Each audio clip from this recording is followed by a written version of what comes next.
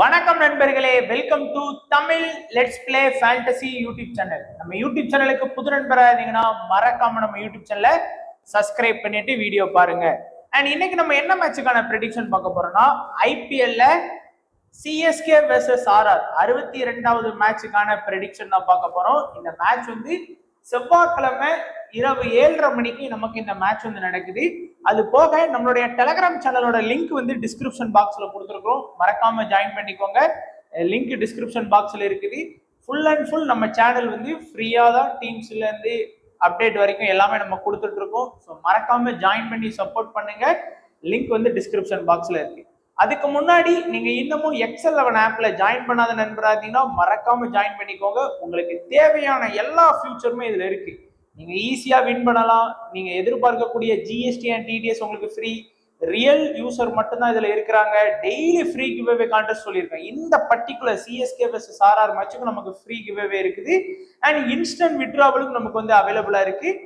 Entry fees வைஸா compare பண்ணும்போது ரொம்பவே கம்மியா தான் இருக்குது நமக்கு. அண்ட் நம்மளுடைய இன்வெஸ்ட்மெண்ட் லீடர் போர்டு நம்ம சேனல் சார்பா யாரெல்லாம் லெட்ஸ் பிளே அப்படிங்கிற இன்வைட் கோடை பயன்படுத்தி பிளே பண்ணாங்களோ அவங்களுக்கான லீடர் போர்டும் நம்ம கொடுத்துருக்கோம். ஸோ ஜூன் 10ஆம் தேதி இந்த லீடர் போர்டுக்கான இன்வெஸ்ட்மெண்ட் வந்து முடியும். அண்ட் எப்பவும் போல உங்களுக்கு வந்து டிடிஎஸ் அண்ட் ஜிஎஸ்டி வந்து ஃப்ரீயா தான் கொடுக்குறாங்க. சரி, பிச்சை பொறுத்த வரைக்கும் என்ன, சிஎஸ்கே இல்லைன்னா ஆர்ஆர் ரெண்டுல ஏதாச்சும் ஒரு ஊர்ல தான் நடத்தணும். ஏன் டெல்லியில நடத்துறாங்க அப்படின்னா நமக்கு ஏற்கனவே தெரியும், எல்லா ஷெட்யூலுமே மாத்திட்டாங்க. அண்ட் இந்த பிச்சில் லாஸ்டா நடந்த மேட்ச் என்ன அப்படின்னா டிசி வெர்சஸ் ஜிடி. இந்த மேட்சோட ரிசல்ட் உங்களுக்கே தெரியும், ரீசெண்டா தான் இந்த மேட்சோட நடந்தது. அண்ட் பிச் ரிப்போர்ட்டை பொறுத்த வரைக்கும் நம்ம பவுண்டரி லைனை பார்ப்போம். பவுண்டரி லைன் வந்து ஆஃப் சைடு லெக் சைடு பார்க்கும்போது 58-66 மீட்டர் தான் போட்டிருக்காங்க. ஸ்ட்ரைட்லயும் வந்து 71 மீட்டர் தான். ரொம்பவே ஒரு சின்ன பிச்சு தாங்க இது. ஸோ அதனால என்ன ஆகும் அப்படின்னா பேட்ஸ்மேனுக்கு வந்து நல்ல சப்போர்ட் கிடைக்கக்கூடிய ஒரு பிச்சா தாங்க இருக்கும் இந்த பிச் வந்து. நீங்க நினைச்சு பாத்தீங்கன்னா நம்ம சொன்ன போல 58 மீட்டர் 66 மீட்டர், ஸ்ட்ரைட்ல வந்து 71 மீட்டர் அப்படின்னு சொல்லியிருக்கிறாங்க. ஸோ இது வந்து யூஸ்டு பிச் அப்படிங்கிறதுனால ஸ்பின்னருக்கு வந்து நல்லா சப்போர்ட்டா இருக்கும்னு சொல்லியிருக்கிறாங்க.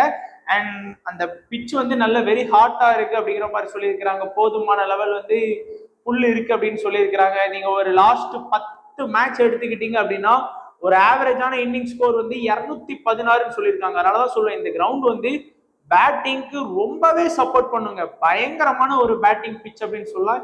ஒரு மோசமா விளையாடக்கூடிய டீம் கூட இந்த பிச்சில் வந்து நல்லா ஸ்கோர் பண்றதுக்கான வாய்ப்புகள் இருக்கும். அப்படிப்பட்ட கிரவுண்டு தான் இந்த கிரவுண்டு. அண்ட் இந்த கிரவுண்ட்ல ஃபாஸ்ட் பவுலர்ஸும் நல்லா விக்கெட் எடுப்பாங்க, ஸ்பின்னரும் விக்கெட் எடுப்பாங்க ஈக்குவலா அவங்க கூட சேர்ந்து. லாஸ்ட் ஒரு 5 மேட்ச் ரிசல்ட் இருக்கு நமக்கு, நீங்க பாத்தீங்கன்னா தெரியும். MI versus DC, DC versus RR, DC versus RCB, KKR versus DC, DC versus GT. So எல்லா மேட்சுமே ஒரு நல்ல ஹை ஸ்கோர் போயிருக்கும். ஆனா நம்ம குறிப்பா இதுல நோட் பண்ண வேண்டியது என்ன அப்படின்னா இந்த கிரவுண்ட்ல பேட்டிங் ஃபர்ஸ்டா பேட்டிங் செகண்டா அப்படிங்கிறத நம்ம பார்க்கணும். ஆனா இந்த சீசனை பொறுத்த வரைக்கும் இந்த கிரவுண்ட்ல வந்து பேட்டிங் செகண்ட் பண்ண டீம்களும் வின் பண்ணியிருக்கிறாங்க. எடுத்துக்காட்டா பாத்தீங்கன்னா ஆர்சிபி வின் பண்ணியிருக்காங்க. லாஸ்டா வந்து பாத்தீங்கன்னா ஜிடி வந்து வின் பண்ணியிருக்காங்க. 5 மேட்ச்ல 2 மேட்ச் வந்து பேட்டிங் செகண்ட் பண்ண டீம் வின் பண்ணியிருக்கிறாங்க. ஆனா போன வருஷம் வச்சுக்கோங்களேன், போன வருஷம் ஒரு 5 மேட்ச் இதே பிச்சில் நடத்தினாங்க. ஃபுல்லா பேட்டிங் ஃபர்ஸ்ட் பண்ண டீம் தான் வின் பண்ணாங்க. ஸோ இதுல வந்து பேட்டிங் ஃபர்ஸ்ட் பண்ண டீமும் இந்த பிச்சில் வந்து கண்டிப்பா வின் பண்றதுக்கான வாய்ப்புகள்லாம் இருக்குது. ஓவராலா பாத்தீங்கன்னா நமக்கு வந்து 5 மேட்ச் நடந்திருக்கு. பேட்டிங் ஃபர்ஸ்ட் பேட்டிங் செகண்ட் ரெண்டுமே 2 டைம். ஒரு மேட்ச் வந்து சூப்பர் ஓவர் நடந்தது. ஹை ஸ்கோர் எம்ஐ ஸ்கோர் பண்ணியிருக்காங்க and low score DC score பண்ணியிருக்காங்க. அண்ட் 0ல இருந்து 150க்குள்ள ஒரு இன்னிங்ஸுமே வரல. அதனாலதான் சொல்றேன் இந்த கிரவுண்ட் வந்து பேட்டிங் பிட்ச்னு சொல்லி. 150-169க்குள்ள 2 இன்னிங்ஸ், 70-89க்குள்ள 2 இன்னிங்ஸ், 90+ பாத்தீங்க அப்படின்னா ஒரு 6 இன்னிங்ஸ் வந்து ஸ்கோர் பண்ணியிருக்காங்க. ஸோ இதுதான் இந்த பிச்சை பொறுத்த வரைக்குமான இது. அண்ட் இப்போ நம்ம வந்து ப்ரெடிக்ஷன் பார்க்கலாம். ஃபர்ஸ்ட் நம்ம எல்லா ஸ்டாட்ஸும் வச்சிருக்கோம். இதுல வந்து ரீசெண்டா விளாண்டது நம்ம ஃபர்ஸ்ட் வந்து பிளேயர்ஸ் வந்து நம்ம பார்த்துட்டு அதுக்கப்புறம் வந்து நம்ம ப்ரெடிக்ஷனுக்குள்ள போவோம். ஃபர்ஸ்ட் சிஎஸ்கே பொறுத்த வரைக்கும் ஆயுஷ் மாத்ரே, அடுத்து உர்வின் பட்டேல், டேவன் கான்வே, அடுத்து ஜடேஜா, பிரீவிசி, தூபே, தோனி, அஸ்வின், நூர் அகமது, கலீல் அகமது, பத்திரானா, கம்போஸ். இவங்க தான் வந்து பாத்தீங்கன்னா இம்பாக்ட் சப்போட சேர்த்து 12 பிளேயர் வந்து நம்ம வந்து எடுத்துட்டு வந்திருக்கோம். ஸோ ஃபர்ஸ்ட் யாருக்கெல்லாம் டபுள் ஆப்ஷன் அப்படி இருக்கு அப்படிங்கறத நீங்க பாருங்க. எந்தெந்த பிளேயருக்கெல்லாம் டபுள் ஆப்ஷன் இருக்கு அப்படின்னு பார்த்தோம்னா ஃபர்ஸ்ட் வந்து ஆயுஷ் மாத்ரேக்கு டபுள் ஆப்ஷன் கிடையாது, உர்வின் பட்டேலுக்கு கிடையாது, அண்ட் நம்மளுடைய கான்வேக்கு கிடையாது. ஜடேஜாக்கு வந்து கண்டிப்பா இருக்குது. என்ன டபுள் ஆப்ஷன்? ஜடேஜா வந்து 2 டவுனும் வர்றாரு. ஒன் டவுன் வந்து கான்வே வர்றாரு, 2 டவுன், 2 பேர் அவுட் ஆன உடனே ஜடேஜா உள்ள வந்து பேட்டிங்ல ஒரு கணிசமான ரன் ஆடுறாரு. ரொம்ப பெரிய ஸ்கோர் இல்ல, ஜடேஜா கிட்ட இருந்து ஒரு 25 ரன் அடிச்சு கொடுத்தா கூட அது ஒரு பெரிய பூஸ்ட். ஏன்னா ஜடேஜா வந்து 4 ஓவர் வரைக்கும் பவுலிங் பண்றாரு. இன்னைக்கு நீங்க ஆப்போனன்ட் டீம் எடுத்துக்கிட்டீங்க அப்படின்னா நிறைய ரைட் ஹேண்ட் பேட்ஸ்மேன் இருக்கிறாங்க, நீங்க லெஃப்ட் ஹேண்ட் பேட்ஸ்மேன் இருக்கிறாங்க, பட் ரைட் ஹேண்ட் பேட்ஸ்மேனும் இன்னைக்கு வந்து ஓரளவுக்கு இருக்கிறாங்க. அதனால ஜடேஜா வந்து கண்டிப்பா 3ல இருந்து 4 ஓவர் பவுல் பண்றதுக்கான வாய்ப்பு இருக்கும். அண்ட் பிரீவிஸ்க்கு வந்து சிங்கிள் ஆப்ஷன் தான், பட் பிரீவிஸ் கிட்ட இருந்து நீங்க மினிமம் ஒரு மேட்சுக்கு வந்து ஒரு கேட்ச் வந்து எக்ஸ்பெக்ட் பண்ணலாம். ஸோ ஒரு கேட்ச் பிடிச்சாலே 8 பாயிண்ட். ஸோ 8 பாயிண்ட் சும்மா குறைச்சு மதிப்பிடாதீங்க. அந்த 8 பாயிண்ட் வந்து எந்த லெவலுக்கு முக்கியம் அப்படின்னா, லாஸ்ட் மேட்ச்ல நான் வந்து பாப்ல வந்து ஸ்ரேயஸ் ஐயரை போட்டிருந்தேன், என் ஆப்போனன்ட் ஃபுல்லா வந்து பிரப்சிம்ரன் சிங்க போட்டிருந்தாங்க. 19.4ல பிரப்சிம்ரன் வந்து ஒரு கேட்சை பிடிப்பாரு. அதனால நான் வந்து 1 பாயிண்ட் வித்தியாசத்துல அந்த பாப்ல தோப்பேன். ஸோ அதனால கேட்ச் தானே, நான் இதான் சொல்லுவேன். 1 பாயிண்ட்னாலும் 0.5 பாயிண்ட்ல தோத்தாலும் தோல்விதான். அதனால எல்லாத்தையுமே அனலைஸ் பண்ணுங்க அப்படின்னு. சிவம் துபைக்கு வந்து ஒரே ஒரு ஆப்ஷன் தான், ஆனா தோனிக்கு வந்து டபுள் ஆப்ஷன் இருக்கு. என்ன ஆப்ஷன்? விக்கெட் கீப்பர் அப்படிங்கிற ஒரு ஆப்ஷன் இருக்கு. ஒருவேளை இன்னைக்கு ஃபர்ஸ்ட் இன்னிங்ஸ்ல தோனி ஃபீல்டிங்ல இருக்கும்போது லாஸ்ட் பால்லாம் வந்து சும்மா ரன்னுக்கு ஓடுவாங்க. ஸோ அப்போ ஒரு ரன் அவுட்டுக்கான சான்ஸ் இருக்கும், ஒரு கேட்ச் பிடிக்கிற வாய்ப்பு இருக்கும். தோனி 2வது பேட்டிங் வர்றதுக்கு முன்னாடி அவர்கிட்ட ஒரு 20 ஃபேண்டசி பாயிண்ட் இருக்கும். அண்ட் அஸ்வின்டெல்லாம் அந்த லெவலுக்கு நம்ம இந்த சீசன்ல வந்து பேட்டிங் பாயிண்ட் எதிர்பார்க்க முடியாது. வேற யாருக்கிட்டயுமே பாத்தீங்க அப்படின்னா டபுள் ஆப்ஷன் அப்படிங்கிறது ஒன்று கிடையவே கிடையாது. ஸோ டபுள் ஆப்ஷன்ல இருக்கிறது ஃபர்ஸ்ட் வந்து பாத்தீங்கன்னா ஜடேஜா, 2வதா பார்க்கக்கூடியது தோனி. இந்த 2 பேருக்கு மட்டும்தான் இந்த டீம்ல டபுள் ஆப்ஷன் அப்படிங்கிறது வந்து சூப்பரா இருக்கு. அண்ட் பிரீவிஸை வேணா நீங்க வந்து கொஞ்சம் வந்து சேர்த்துக்கலாம். அடுத்ததா இப்போ இன்னைக்கு சிஎஸ்கே வந்து ஃபர்ஸ்ட் பவுலிங் பண்றாங்கன்னு வச்சுக்கோங்களேன். எப்படி பவுலர்ஸ் வந்து ரொட்டேட் பண்ணலாம் அப்படின்னா, ஃபர்ஸ்ட் பவுல் பண்ற போது வந்து பாத்தீங்கன்னா இனிஷியல்ல வந்து பவுல் பண்ணக்கூடியது கலீல் அகமடும் கம்போஜ் தான். அவங்களுடைய பவர் பிளேல முதல் 6 ஓவர் பவர் பிளேல 4 ஓவர் வந்து பவுல் பண்றாங்க. சோ அதனால வந்து நீங்க இந்த 2 பேரை வந்து இனிஷியல் அட்டாக்கரா யூஸ் பண்றாங்க. அதுவே டெத்ல பாத்தீங்க அப்படின்னா பத்திரானா. சோ பத்திரானா கண்டிப்பா இன்னைக்கு சிஎஸ்கே ஃபர்ஸ்ட் பவுலிங் பண்ணாங்க அப்படின்னா ஒரு விக்கெட் டேக்கிங் பவுலரா இருப்பாரு. காரணம், கடைசி 4 ஓவர்ல பத்திரானா தான் 2 ஓவர் வந்து பவுல் பண்றாரு. நூர் அகமடு வந்து பாத்தீங்கன்னா டெத்ல வர்றாரு. இப்போ ரீசெண்டா வந்து எல்லா மேட்சுமே அந்த லாஸ்ட் 17 to 20 ஓவர்ல ஒரு ஓவராச்சும் நூர் அகமடு பவுல் பண்றாரு. மீதி ஒரே ஒரு ஓவரை மட்டும்தான் கலீல் அகமடு வந்து யூஸ் பண்றாங்க. மேக்சிமம் கலீல் அகமடு வந்து 17வது ஓவரா யூஸ் பண்ணி விட்டுறாங்க. ஸோ மீதி இருக்கக்கூடிய 3 ஓவர் தான் அடுத்து பத்திரானா போடுறாரு, 100 பத்திரானா, இந்த மாதிரி காம்பினேஷன்ல தான் முடிக்கிறாங்க. ஸோ இதுதான் பவுலிங் ஆப்ஷனை பொறுத்த வரைக்கும். அண்ட் அஸ்வினும் ஜடேஜாவும் வந்து அந்த மிடில் இருக்கக்கூடிய பவர் பிளேக்கும் கடைசி 17வது ஓவருக்கும் இடைப்பட்ட ஓவர்ல வந்து அஸ்வினும் ஜடேஜாவும் மாத்தி மாத்தி வந்து அட்டாக் பண்ணுவாங்க. அவங்க கூட ஏதாச்சும் ஒரு சில ஓவர் வந்து கம்போஜும் கலீல் அகமடும் ஒரு சில ஓவர் மட்டும் எடுப்பாங்க. பவுலிங் ஆப்ஷன் பார்த்தோம் அப்படின்னா நமக்கு வந்து 6 பவுலிங் ஆப்ஷன், ப்ராப்பரான பவுலிங் ஆப்ஷன் 6 பேர் தான் இருக்கிறாங்க. இதுல வந்து நூர் அகமது அவருடைய 4 ஓவரை பவுல் பண்ணிடுவாரு, பத்திரானா அவருடைய 4 ஓவரை கண்டிப்பா பவுல் பண்ணிடுவாரு. மீதி இருக்கக்கூடிய கம்போஸ் வந்து அவருடைய 3 ஓவர் பவுல் பண்ணுவாரு, கலீல் அகமது அவருடைய 3 ஓவர் பவுல் பண்ணுவாரு, ஜடேஜா வந்து 3 ஓவர் அண்ட் அஸ்வினும் 3 ஓவர். நீங்க ஆக மொத்தம் பாத்தீங்க அப்படின்னா உங்களுக்கு வந்து கரெக்டா தான் இருக்கும். ஓவர் வந்து கரெக்டா வந்து உங்களுக்கு வந்து 12, இது ஒரு 8, 12 to 20 ஓவர் ஆச்சு. ஸோ இந்த மாதிரி தான் மேக்சிமம் ஓவர் பவுல் பண்றதுக்கான வாய்ப்பு இருக்கும். ஒருவேளை கலீலுக்கு வந்து இன்னைக்கு ஏன்னா கலீல் வந்து ஃபர்ஸ்ட் இன்னிங்ஸ்ல பவுலிங் பண்ணும் நல்லா ஸ்ட்ராங்கா பவுல் பண்ணுவாரு. அப்போ விக்கெட் கிடைச்சதுன்னா மேபி 4 ஓவர் பவுல் பண்ணிட்டு கம்போஜுக்கு வந்து 2 ஓவரோட ஸ்டாப் பண்ணலாம். ஸோ இப்போ யாரெல்லாம் எப்படி ஆடி இருக்கான்னு பாருங்க. ஆயுஷ் மாத்ரே போத் இன்னிங்ஸ்லயுமே இம்பார்ட்டன்ட். ஃபர்ஸ்ட் நாளும் சரி செகண்ட் நாளும் சரி மினிமம் வந்து ஒரு 30+ ரன் வந்து அடிச்சு கொடுத்துருவாரு ஆயுஷ் மாத்ரே. அந்த வகையில அவர் வந்து ஒரு நல்ல பிளேயர். அண்ட் நம்ம வந்து உர்வின் பட்டேலை வந்து பெருசா பார்க்கல, நம்ம வந்து ஒரு மேட்ச் தான் பார்த்தோம் கேகேஆருக்கு அகைன்ஸ்டா. ஆனா அதிரடி ஒன்னும் சரவடி மாதிரி அடிச்சாரு. ஸோ நல்ல ஒரு ஹார்ட் ஹிட்டர், 2 பேருமே நல்ல அதிரடியா ஆடக்கூடிய ஒரு பிளேயரா இருக்கிறாங்க. ஸோ இவர்கிட்ட இருந்து நம்ம வந்து இன்னைக்கு மேட்ச்ல வந்து ஒரு 20+ ரன் வந்து நம்ம கணிசமா எதிர்பார்க்கலாம். அண்ட் கான்வே ரீசெண்ட் டைம்ஸ்ல ரொம்ப ஃபார்ம் அவுட்ல தாங்க இருக்கிறாரு. நம்ம பஞ்சாப் கூட மட்டும் ஒரு 69 ரன் அடிச்சாரு இல்லைங்களே. பட் இதுக்கு முன்னாடி நடந்த சாம்பியன்ஸ் டிராஃபில கூட அவருக்கான பெரிய ஹோப் இல்லை. அதுக்கு முன்னாடி நடந்த இங்கிலாந்து வெர்சஸ் நியூசிலாந்து டெஸ்ட்லயும் வந்து கான்வே சரியா ஆடல. ஸோ ஒரு பெரிய ஃபார்ம் அவுட்ல தான் இருக்கிறாரு. பட் இன்னைக்கு வந்து கான்வே வந்து உங்களுக்கு லோ பெர்சன்டேஜ்ல இருக்கக்கூடிய ஒரு பெஸ்ட் பிளேயருங்க. இவரை எடுத்து அவர் ஸ்கோர் பண்ணிட்டாருன்னா நீங்க ஒன் சைடு வின்னு, எடுத்து ஸ்கோர் பண்ணலன்னா ஒன் சைடு தோல்வி. அப்படிப்பட்ட பிளேயர் ஜடேஜா. கண்ணை மூடிட்டு செலக்ட் பண்ணக்கூடிய பிளேயர். ஏன்னா பேட்டிங் இல்லைன்னா பவுலிங் எதுலயாச்சும் ஒண்ணுல நமக்கு வந்து ஃபேண்டசி பாயிண்ட் வாங்கி கொடுத்துருவாரு. அது பேட்டிங் ஃபர்ஸ்ட்னாலும் சரி, பவுலிங் ஃபர்ஸ்ட்னாலும் சரி, பேட்டிங் செகண்ட்னாலும் சரி, பவுலிங் செகண்ட்னாலும் சரி, ஜடேஜா வந்து கம்பல்சரி பிக்குங்க. அதே போல பிரீவிஸ் நல்ல ஒரு ஃபார்ம்ல ஆடிட்டு இருக்கிறாரு. குறைஞ்சது நம்ம வந்து ஒரு 30+2 வரைக்கும் நம்ம வந்து பிரீவிஸ் கிட்ட இருந்து எதிர்பார்க்கலாம். போத் இன்னிங்ஸ்லுமே, அது ஃபர்ஸ்டா இருந்தாலும் சரி, செகண்டா இருந்தாலும் சரி. சிவம் துபே பொறுத்த வரைக்கும் அவருடைய பிளஸ் அப்படின்னு பார்க்கும்போது ஃபர்ஸ்ட் இன்னிங்ஸ்ல நல்லாவே ஆடக்கூடிய ஒரு பிளேயரா தான் இருக்கிறாரு. இருந்தாலும் நீங்க செகண்ட் இன்னிங்ஸ்ல கொஞ்சம் இம்பார்ட்டன்ட் கொடுக்கறது அது உங்களுடைய விருப்பம். பட் லோ பர்சன்டேஜ் இருக்காரு. தோனியை வந்து நான் சொல்றது, ஒருவேளை இன்னைக்கு சிஎஸ்கே வந்து செகண்ட் பேட்டிங் பண்ணாங்க அப்படின்னா நீங்க தோனியை கண்டிப்பா கன்சிடர் பண்ணலாம். ஏன்னா தோனி வந்து பேட்டிங் செகண்ட் எப்பெல்லாம் வர்றாரோ அப்பெல்லாம் ஒரு கணிசமான ஸ்கோர் வந்து ஆடி கொடுத்திருக்கிறாரு சிஎஸ்கேக்காக. நீங்க எல்லா மேட்சும் பார்க்கலாம், ஒரு கணிசமான ஸ்கோர் வந்து ஆடுவாரு. பிளஸ் விக்கெட் கீப்பிங் மூலமா ஒரு மேட்ச் ஒரு கேட்ச் பிடிச்சி இல்ல ஒரு ரன் அவுட் பண்ணா கூட ஒரு 20-25 பாயிண்ட் அதுல வந்துடும். ஒரு கணிசமா ஒரு 15 ரன் ஆடினா கூட ஒரு 40-50 ஃபேண்டசி பாயிண்ட் வாங்கி கொடுக்கக்கூடிய டேலண்ட் இருக்கு. அஸ்வின் அந்த லெவலுக்கு எனக்கு பெருசா தெரியல. இந்த பிச்சிலையும் வந்து ஸ்பின்னுக்கு சப்போர்ட் இருக்கும். பட் லாஸ்ட் மேட்ச்லாம் ஸ்பின்னுக்கு சுத்தமா சப்போர்ட் இல்ல. ரஷித் கான், சாய் கிஷோர், குல்தீப் யாதவ் இவங்க எல்லாம் சேர்ந்து ஒரே ஒரு விக்கெட் மட்டும் தான் ஸ்பின்னருக்கு கிடைச்சது. அதனால நான் அஸ்வினுக்கு பெருசா போகல. நூர் அகமது, பத்திரானா ரெண்டு பேரையுமே கண்ணை மூடிட்டு செலக்ட் பண்ணுங்க. அதுலயும் குறிப்பா ரெண்டு பேருமே ஃபர்ஸ்ட் பவுல் பண்ணாங்க அப்படின்னா, இன்னைக்கு சிஎஸ்கே டாஸ் வின் பண்ணி பவுல் ஃபர்ஸ்ட் அப்படின்ட்டாங்க அப்படின்னா, பத்திரான 100 இல்லாத டீமே போடாதீங்க. அதே போல கலீல் அகமது, கம்போஸ் இந்த ரெண்டு பேரை பார்க்கும்போது கலீல் அகமட ஃபர்ஸ்ட் பவுல் பண்ணா கொஞ்சம் மிஸ் பண்ணாதீங்க. ஏன்னா நியூ பாலை வந்து ஸ்விங் பண்ணி அந்த கொஞ்சம் டேலண்ட் இருக்கும். மினிமம் 1-2 விக்கெட் எடுத்துருவாரு கலீல் அகமது. லாஸ்ட் ஒரு 2 மேட்சா தான் ரொம்ப அடி வாங்குறாரு ஆர்சிபி கூட, கேகேஆர் கூட. பட் கண்டிப்பா 1-2 விக்கெட் எடுப்பார் நான் நம்புவோம்.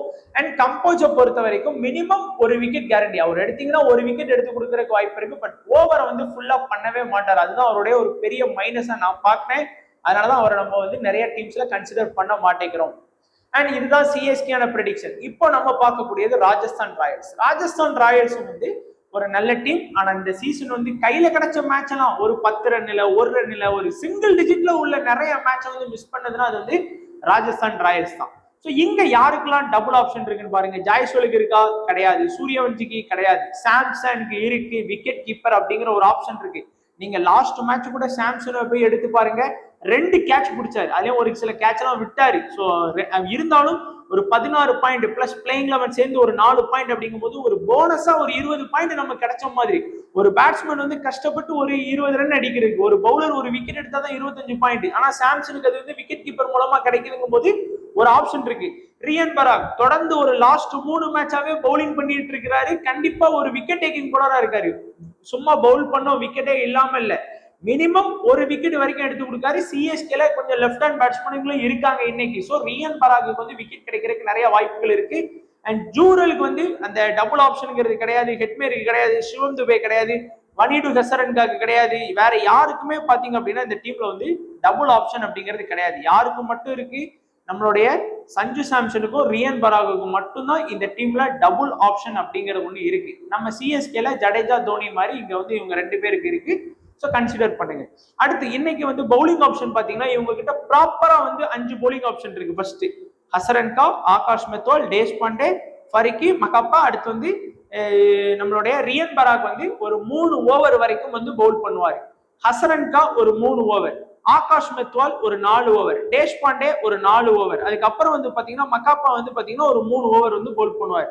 ஸோ இதுதான் இவங்களுடைய அதிக ஓவர் வந்து பாத்தீங்கன்னா இருக்கிறதுக்கான வாய்ப்பு இருக்கும். அண்ட் ஃபரிக்கு வந்து பாத்தீங்கன்னா ஒரு 3 ஓவர். ஸோ ஒரு சில ஓவர் வந்து யாருக்காச்சும் கூடலாம், யாருக்காச்சும் குறையலாம். பட் இதுதான் இவங்களுடைய மேக்சிமம் கெப்பாசிட்டி ஆஃப் ஓவர் அப்படிங்கிறது நான் பாக்குறேன். இதுல வந்து இந்த டீம்ல வந்து இனிஷியல் அட்டாக் பண்ணக்கூடியது வந்து பாத்தீங்கன்னா ஃபரிக்கு தான் வந்து இனிஷியல் அட்டாக் பண்றாரு. தேஷ்பாண்டே வந்து இனிஷியல் அட்டாக் பண்றாரு. 2 பேருமே இனிஷியல் அட்டாக்கிங்கா இருக்காங்க. அதுக்கப்புறம் டெத்ல அட்டாக் பண்றதும் வந்து பாத்தீங்கன்னா ஆகாஷ் மெத்வால், தேஷ்பாண்டே அண்ட் ஃபரிக்கி கூட நீங்க சொல்லலாம். ஏன்னா இந்த அதே போல மகாப்பா இந்த லாஸ்ட் 4 ஓவரை இந்த 4 பேருமே பவுல் பண்ணாங்க. லாஸ்ட் மேட்ச்ல நம்ம பார்த்தோம். அதுலயும் குறிப்பா ஆகாஷ் மெத்வால், தேஷ்பாண்டே, ஃபரிக்கி இந்த 3 பேரை கொஞ்சம் கவனமா ட்ரை பண்ணிக்கோங்க.